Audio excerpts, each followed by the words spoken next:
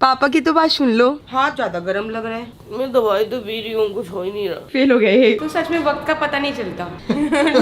वो है, इससे बॉन्डिंग बढ़ेगी ना। फिर वही तो मैं से चुप करा दूँ। चट दे डोले च जान। मेरे घर में मेहमान आ रहे हैं। गुड मॉर्निंग एवरीवन, कैसे हैं आप सब। होप करती हूँ आप सभी अपने घर में बहुत ही अच्छे होंगे और मैं और जैद दोनों बहुत ही अच्छी हैं। Welcome back to new vlog. Zaid उठ चुका है तो मैंने सोचा एक काम करती हूँ, ये वाले मोमेंट को कैप्चर कर लेती हूँ, क्योंकि क्या होता है कि ये 99% ना सो रहा होता है जब कैमरा चल रहा होता है। तो आज जैद उठा हुआ है। जैद गुड मॉर्निंग कर दो, गुड मॉर्निंग एवरीवन कर दो। तो गाइस ये अभी 2 साल तक बात नहीं करेगा, उसकी जगह मैं ही बात करूंगी आपसे, मैं ही ब्लॉगिंग करूंगी। पापा की तो बात सुन लो। हंस रहा है। अच्छा, मैंने ना चीज नोट करी है, जब इसके सामने कैमरा आता है ना ऑटोमेटिकली उठ जाता है। हाँ। तो जैद की थोड़ी हल्की फुल्की तबीयत खराब है, आज हम इसको हॉस्पिटल लेके जाने वाले हैं। थोड़ा चेकअप भी हो जाएगा, साथ साथ गोलू की ना जो स्टिचेस थी ना वहाँ पे इसको थोड़ी सी ना खुजली उजली टाइप सी हो रही है। मैंने बोला वो ठीक हो रही है तो इसलिए होती है वो। एक्चुअली क्या है, वो जो स्टिचेस के पास गाइस टेप है ना वो थोड़ी टाइट है, तो इतनी ज्यादा टाइट है मुझे ना सांस लेने में थोड़ा दिक्कत हो रही है। रात को काफी दिक्कत हो रही थी, तो सोचा वो भी काम हो जाएगा, साथ ही इसको पीडियाट्रिक पे भी दिखा दूंगी। नहीं क्या हुआ तो नहीं डॉक्टर के पास नहीं जाना, नहीं जाना, आपको जाना पड़ेगा बेटी। मम्मी पूरे 9 महीने गई है डॉक्टर के पास, एक दिन भी मिस नहीं किया, आपको एक भी इंजेक्शन नहीं मिस कराया, जाना पड़ेगा।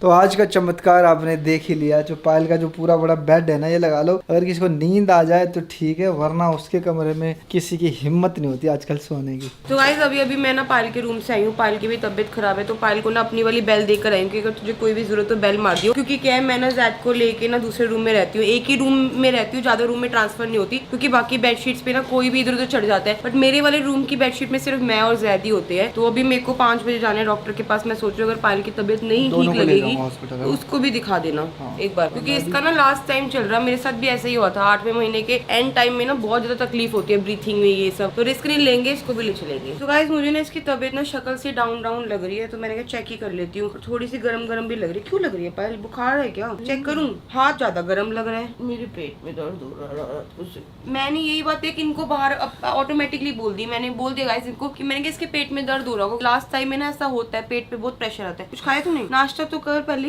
तभी तो एनर्जी आएगी। भूख नहीं लग रही। ब्रेड मंगवा तू, ब्रेड चाय नहीं खाएगी नहीं तो पहले दवाई खाई सुबह की? दवाई खत्म हो रखी है, मंगा ली। एक काम करते हैं, आज हम हॉस्पिटल जाएंगे ना, तेरी दवाई भी ले लेंगे, हल्का फुल्का कुछ खा ले। तो गाइस पायल तो बोल नहीं पा रही। दिक्कत ये हो रही है कि ना एक बेबी ने ना अपने गले के पास जैसे कि बताया हुआ है कि यूम्बिकल कॉर्ड फंसाया हुआ है, तो जब वो मूव करता है ना तो उसकी वजह से उसको पेट में दर्द हो रहा है। और डॉक्टर ने बोला था कि पायल का जो आखिरी स्कैन होगा, जो प्रेगनेंसी का आखिरी स्कैन होता है ना, वो 16 अप्रैल को होगा। आज 14 तारीख है, 2 दिन बाद इसका स्कैन भी होगा। तो बस स्कैन में सब कुछ भगवान करे सब कुछ सही आए और डिलीवरी बस इसकी अच्छे से हो जाए। खाने का पायल नहीं खाएगी तो ऐसी ऑफ सी रहेगी।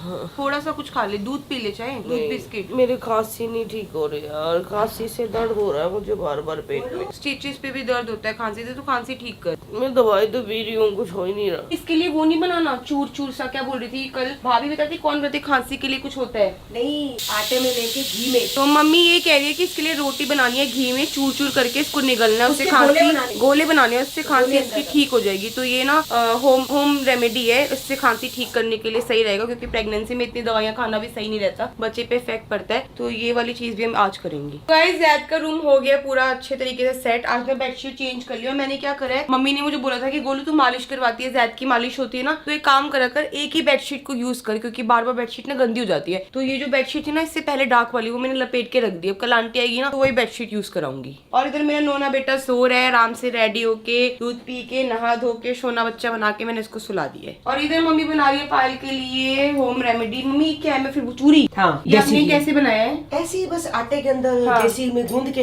उसको तवे के ऊपर बना के हाथ से ऐसे मसल दिया है और ये चूरमा बन गया। बस चूरमा तो सभी बनाते ही है, मैंने इसकी गोलियां बना ली है ताकि इसको ऐसे अंदर निकलनी है। तो गाइस पायल को ना इतनी तेज खांसी हो रही है ना, खांसी की वजह से उसको इतना जोर पड़ रहा है पेट में नीचे। तो मैंने मम्मी को ही बोला, मैंने कहा फटाफट पहले आप इसका बनाओ, इसकी खांसी ठीक हो जाए। अब इसके बाद मैं भी थोड़ा सा लंच करके ना रेस्ट करूंगी। ऐसे पानी के साथ, जैसे दवाई पानी के साथ ऐसे खा के देखो, निकल जाएगा। अच्छा फिर पानी ले लो।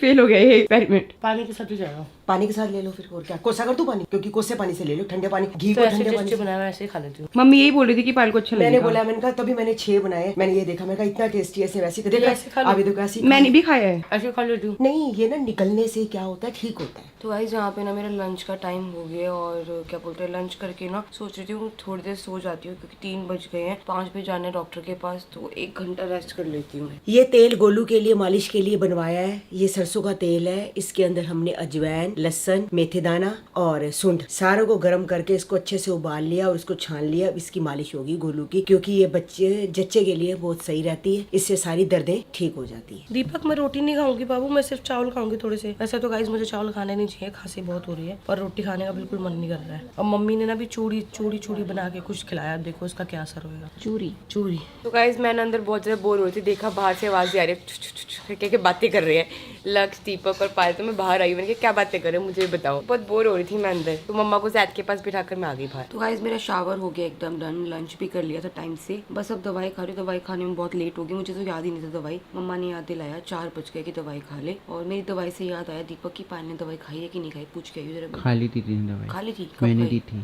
चलो अच्छा हुआ, आजकल ना सबकी दवाई ना गाइस टाइम का पता ही नहीं चल रहा। बस ये लगा लो 5 बजने वाले, मैं कहती 4 बज रही हैं, 4:50 हो रहे हैं, बताओ 5 बजने वाले हैं। को लेके भी जाने डॉक्टर के पास, के पापा उठते हैं और डॉक्टर से बात होती है, कहते 5:30 तक आ जाओ, तो ये उठते हैं तो फिर जाते हैं। तो अभी भी पता चला है, मैं पायल से पूछने के लिए आई, मैंने कहा मैंने दवाई खाई थी, दीपक ने कहा ना मैंने दे दी थी, पर दीपक ने दे दी थी, पायल ने नहीं खाई है। दीपक आके पायल को बोल डांट रही क्यों नहीं खाई, क्योंकि पायल के रूम में गाइस एसी चल रहा है, मैं जा नहीं सकती, बहुत ठंडी हवा है, मैंने ना सर बांधा हुआ है, अगर मैं हवा में चली गई मेरा इतना गंदा हेडेक हो जाएगा, फिर वो ठीक नहीं होता। मैंने आपको दवाई दी थी, आपने खाई क्यों नहीं? मैं भूल गई यार। तो अब खा लो। अब वो अंदर वो चीकू पापा सो रहे हैं, डिस्टर्ब नहीं कर सकते, सुबह जल्दी उठ के जिम करी ना उन्होंने। अब तो एक काम कर दे, क्या?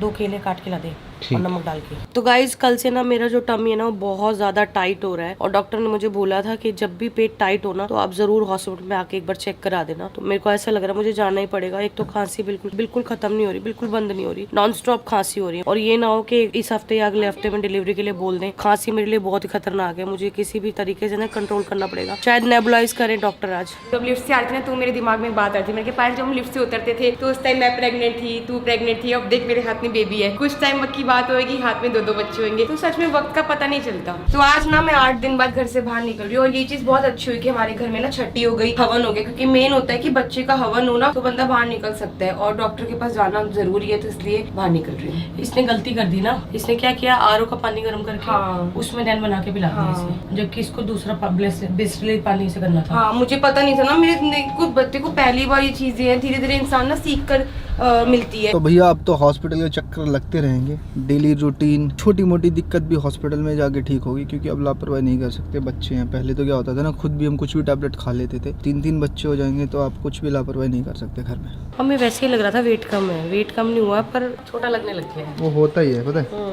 एक काम करते 100 ग्राम ना इसका कम कर देते कपड़ों का। हाँ कपड़े भी देते बना रखे हैं उन्होंने। मैं रैप करके लाई ना पूरा। तो गाइस कल शौक मैंने ना बाहर का नूडल्स और दही बल्ले खा लिए थे, क्योंकि जैसे मुझे लग रहा है मेरा पेट भी अपसेट हो गया है, और अभी वाइटल चेक कर रहे हैं, देखो क्या आता है।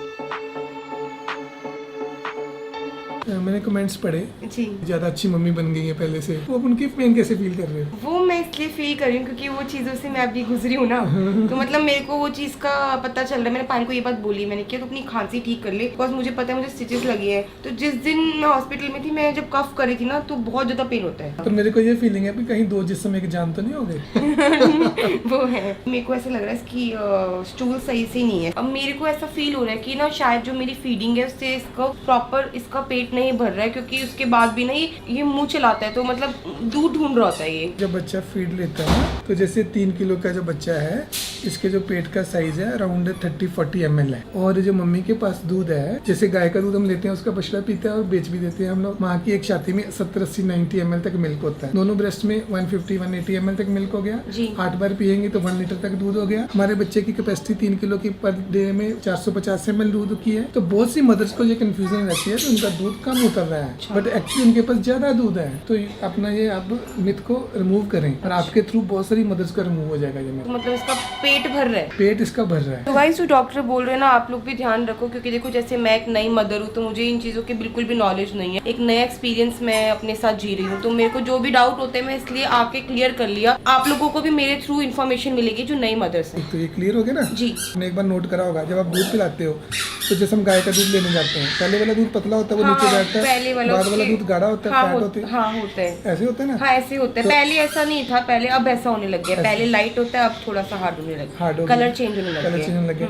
तो जब भी फीड कराओ आप 15-20 मिनट के लिए लगातार फीड कराओ, एक छाती से एक बार फीड कराओ। ये नहीं आता यहाँ से करा लिया, आधा इधर करा लिया। तो वो जो दूध जाएगा, पहले वाला माँ का दूध जिंदा दूध होता है, नया मरा हुआ डेड दूध होता है। जब जिंदा दूध बच्चा पिएगा, पहले वाला जो उसमें मल्टीविटामिन, मिनरल्स, इंटरफेरॉन, लैक्टोफेरिन, बहुत कुछ होएगा। और जो बाद वाला दूध होगा उसमें फैट होएगी। पहले वाले दूध से इम्यूनिटी बढ़ेगी, बाद वाले दूध से उसकी वेट बढ़ेगी। दिस इज ओके 15 एक बार बच्चे को देख लेते हैं। तो डॉक्टर साहब को मैंने बताया कि मैंने इसको चीकू के कपड़े पहनाए, मुझे बहुत अच्छा लगता है। जब चीकू के कपड़े पहनता है ना तो अच्छा लगता है। इससे बॉन्डिंग बढ़ेगी, है ना। हाँ, इससे भाई के साथ बॉन्डिंग बढ़ेगी। आने वाले 2 भाई बहन है ना, उनको इसके पहनाऊंगी।